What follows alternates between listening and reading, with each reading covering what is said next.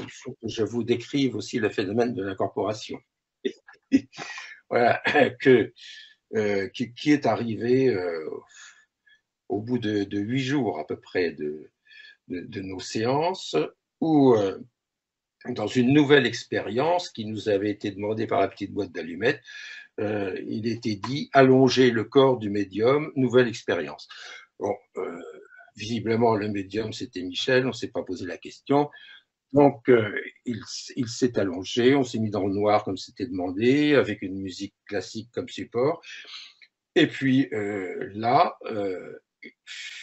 il s'est mis à respirer très fort, son corps tremblait, une sorte de ce qu'on appelle une transe, en fait. Bon, une première transe, le corps se remet au repos, se passe 30 secondes, une deuxième transe, et là, son corps se lève, il est très raide, il dit 2 ou 3 mots et il s'écroule. Enfin, c'est-à-dire qu'il devient, il n'a plus aucune vitalité et je le rattrape comme je peux pour l'asseoir, pour qu'il ne se blesse pas. Et puis, alors si, événement là important aussi à raconter à ce moment précis, c'est que une fois qu'il se réveille, parce que il ne se souvient de rien, du moins de ce qui s'est passé dans la pièce, il me raconte qu'en revanche, il a fait un voyage, il a vécu quelque chose pendant ce laps de temps où un esprit donc s'incorporait chez lui. L'incorporation, en fait, c'est l'esprit qui prend possession totalement du corps du médium et qui ensuite, alors on l'a vu plus tard, il y a eu une évolution du phénomène, eh bien, peut parler, peut se lever, retrouver sa gestuelle de sa dernière vie, retrouver un peu qui il était. On a donc affaire à un personnage complètement différent devant nous. Alors donc, à ce moment de la première incorporation, Michel me raconte à son retour que lui, il a vécu autre chose de son côté.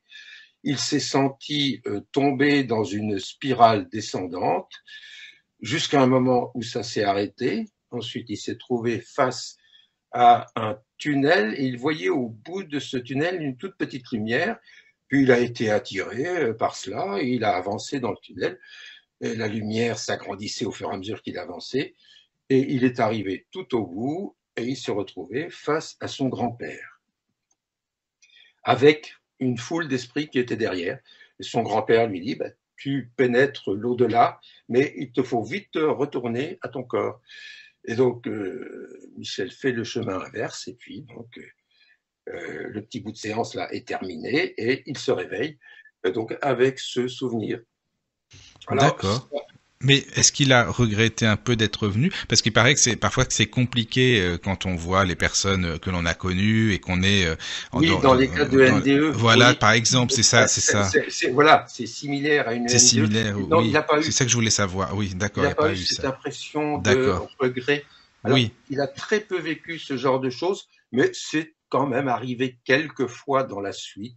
Mais la plupart du temps, quand il était incorporé, il n'avait plus aucun souvenir de quoi que ce soit. Mais de temps en temps, ça lui est arrivé de refaire cette petite incursion dans l'au-delà, D'accord.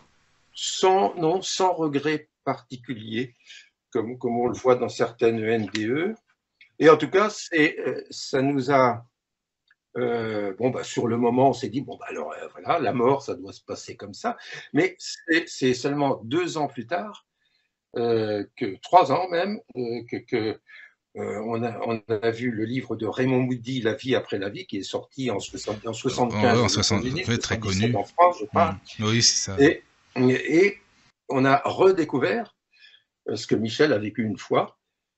Et on s'est dit, là, il y a quand même une similitude vraiment intéressante. La chose n'était pas connue en 74. Et puis, quand ça a été connu, bien sûr, là, toutes les études qui ont été faites là-dessus ont permis quand même de dire, enfin, pour beaucoup des spécialistes, de dire, ça représente le passage dans l'autre monde. Il n'y a pas d'autre explication possible. Bah oui, c'est ça. Oui. Mais c'était assez étonnant que nous ayons vécu cela avant d'avoir toutes ces révélations de Non, mais justement, peut-être que c'était vraiment pour vous, comme on dit, pour vous mettre dans le bain, pour vous faire vraiment connaître ce monde finalement spirit. par rapport Mais à ce que vous faisiez au cercle spirit, puisque c'était le début oui, finalement. bah, c'est ce qu'on en a Peut-être comme des déduit. Je leçons, crois quoi, on qu'on va dire. on a voulu nous instruire en direct, en Oui, fait. voilà. Oui, moi, je le vois comme ça après, hein, mais Euh, oui, oui, oui. alors, on l'a vu comme ça parce qu'il y a énormément de choses qui nous sont arrivées comme ça au début et qu'on a compris que beaucoup plus tard. Oui, quand Hein, on connaît bien après. c'est vraiment en étudiant après le spiritisme du passé Oui.